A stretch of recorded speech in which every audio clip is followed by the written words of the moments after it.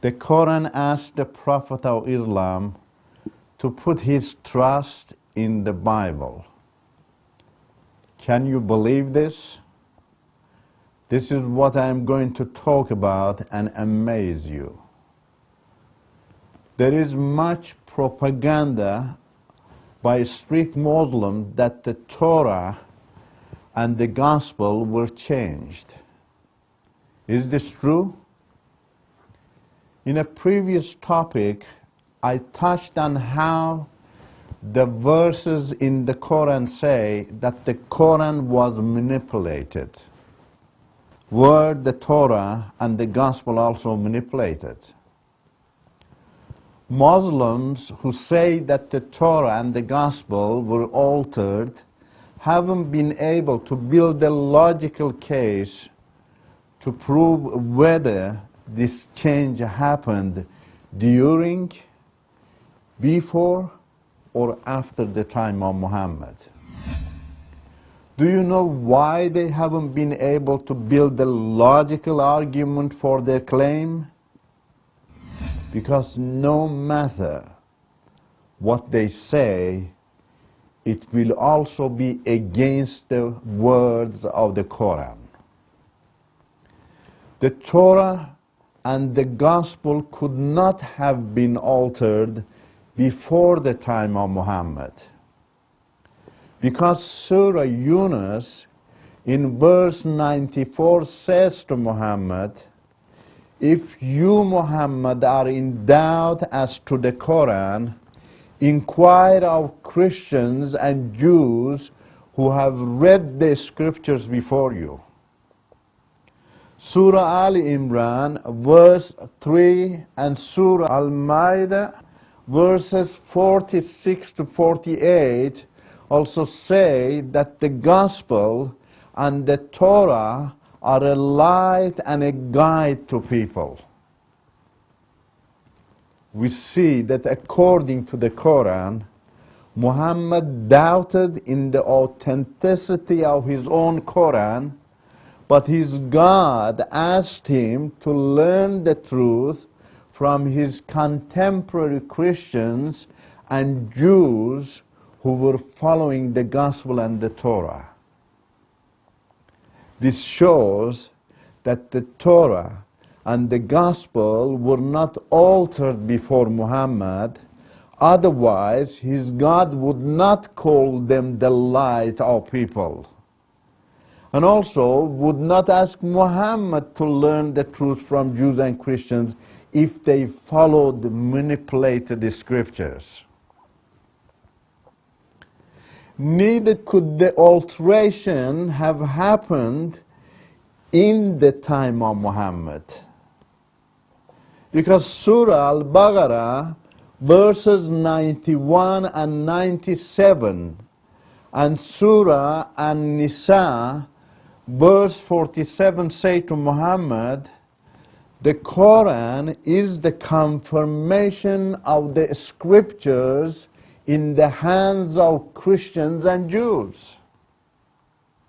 Then Surah Al-Ma'idah in verse 68 says, O people of the book, you have no ground to stand upon unless you stand fast by the law, the gospel, and all the revelations that has come to you from your Lord. Wow! Not only does the Quran confirm the truthfulness of Muhammad's contemporary Torah and Gospel, but it also instructs Jews and Christians to base their faith on them. The Quran would not confirm them if they were changed by Jews and Christians.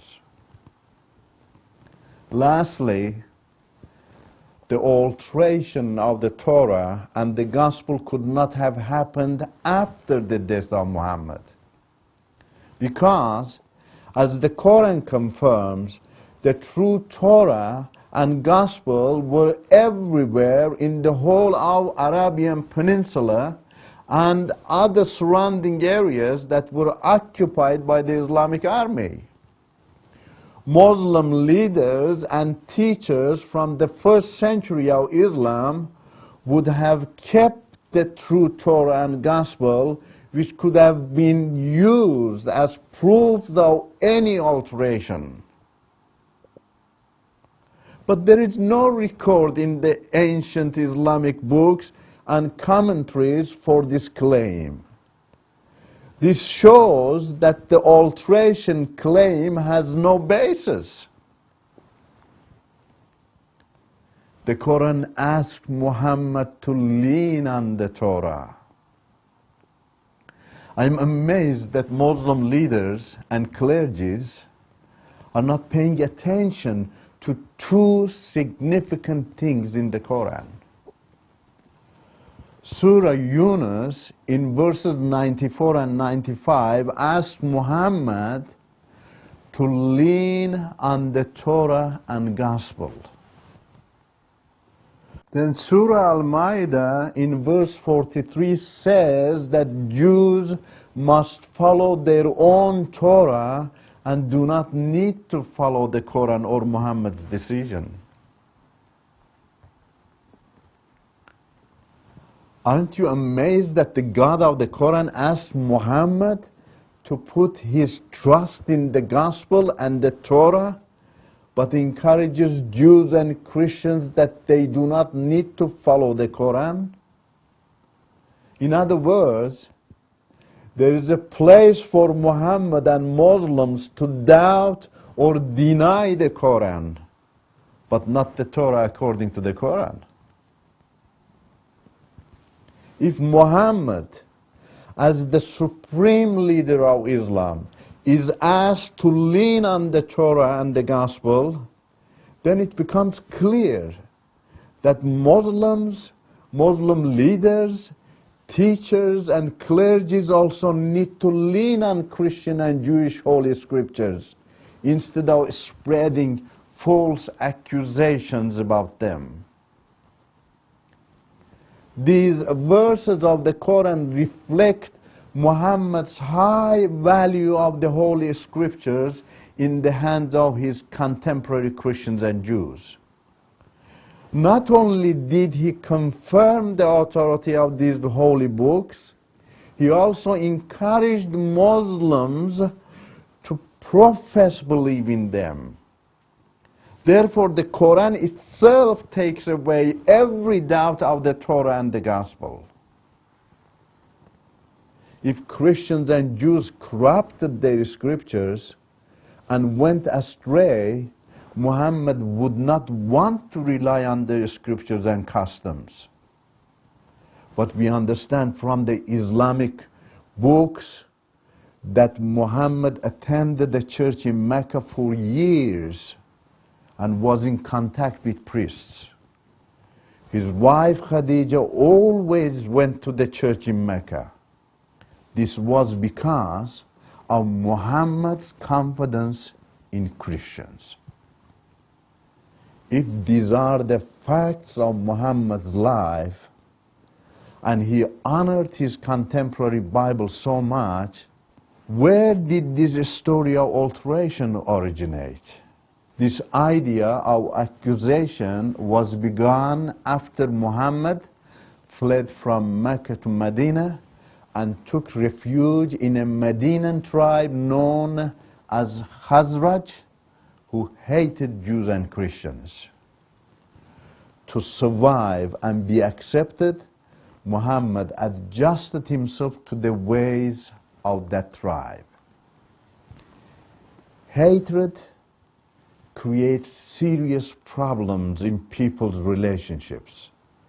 If you start hating a person or a group of people, that hatred leads you to create many false accusations against them, even call them the worst of beasts, and wish death on them.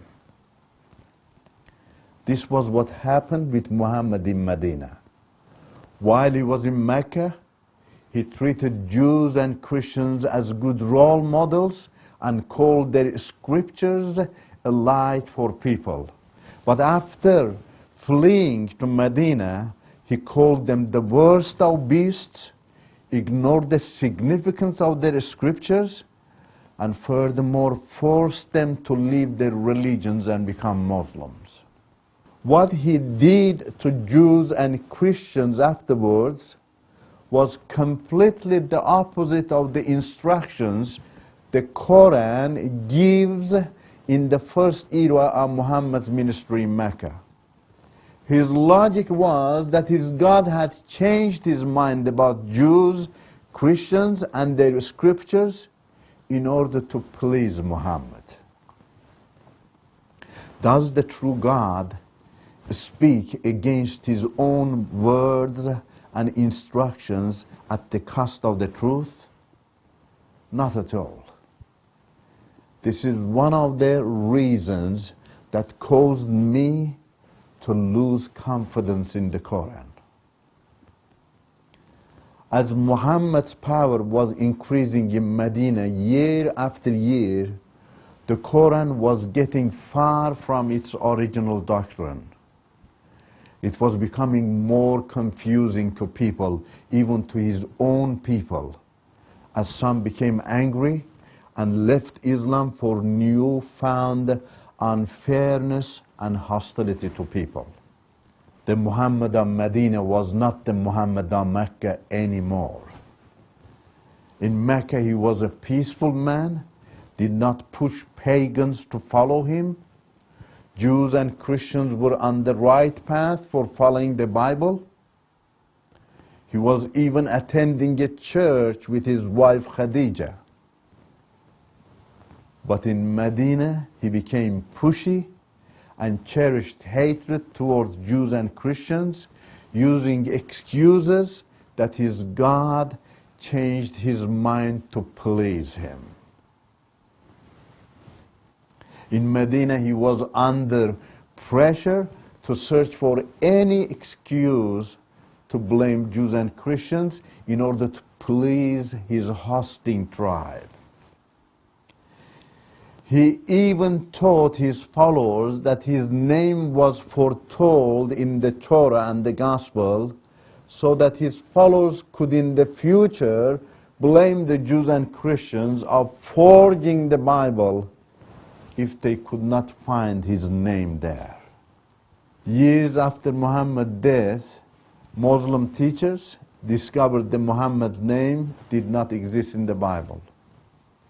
Since it was illegal for them to shed any doubt on Muhammad's and the Quran's words, the easy and safe option was for them to blame Christians and Jews of corrupting the Bible and removing the name of Muhammad. Therefore, the news of the removal of the name of Muhammad from the Bible became widespread amongst Muslims. So we can see how Muhammad changed his attitudes toward Jews and Christians after his migration to Medina.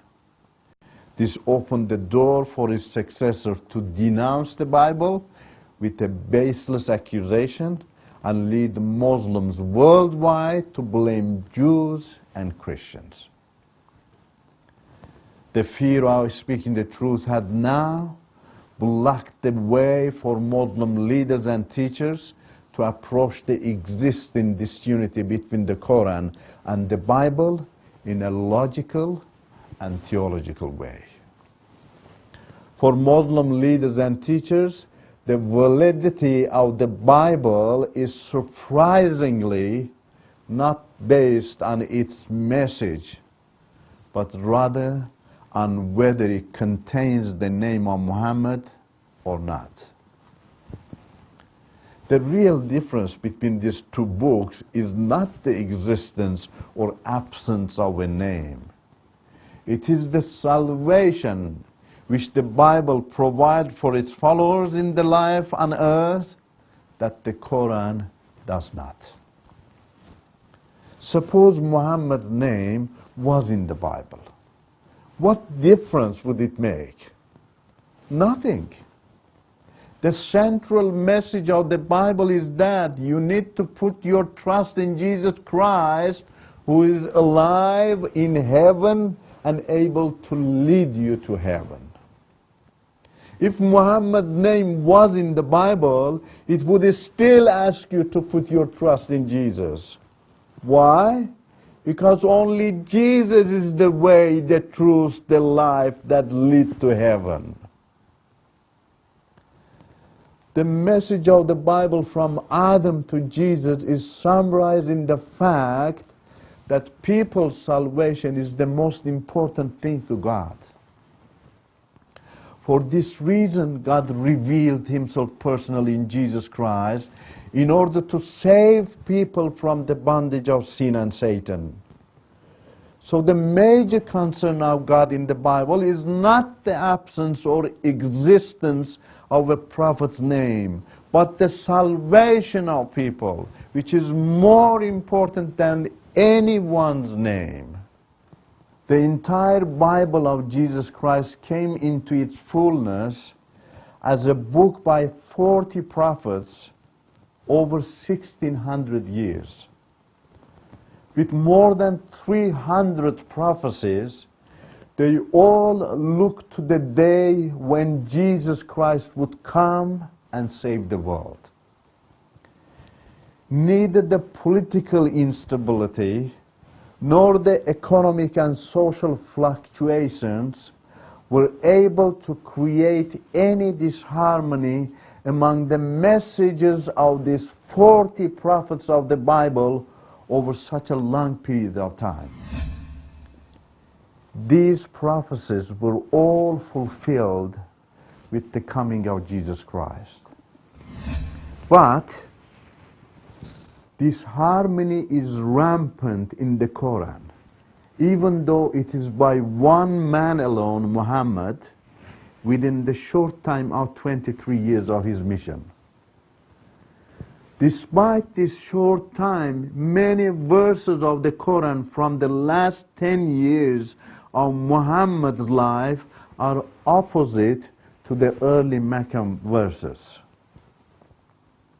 Aren't you amazed at the harmony of the messages of the many prophets in the Bible in the 1600 years time frame? My curiosity led me to read and test the words of the Bible of Jesus Christ personally because of the Muslim leaders' rejection of it. I said to myself, God has given me eyes to see and read, a brain to compare, a heart and conscience to evaluate and decide. This opened the door for me to find that the Bible of Christ puts the hands of man in the hands of God. The Quran never does this. For this reason, I gave my heart to Jesus. You need to do the same and take personal initiative to see whether the Quran or the Bible of Jesus Christ is genuine, and choose the one that gives you the assurance of salvation. Neither the Quran nor Muhammad are able to give you assurance of salvation. Surah Luqman, verse 34, and Surah Al-Ahqaf, verse 9 say that no one knows what will happen to him after death. But the Bible says those who follow Christ are already saved and will directly go to the arm of God after they die. Therefore, put your trust in the Bible of Jesus Christ and be saved.